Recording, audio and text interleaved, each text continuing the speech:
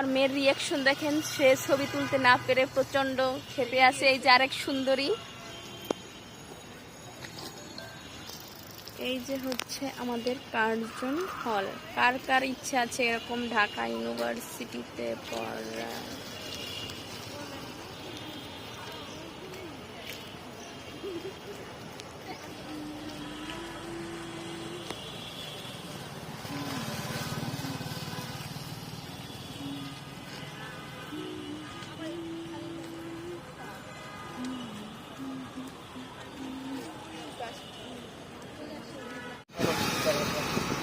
ছাড়মুনা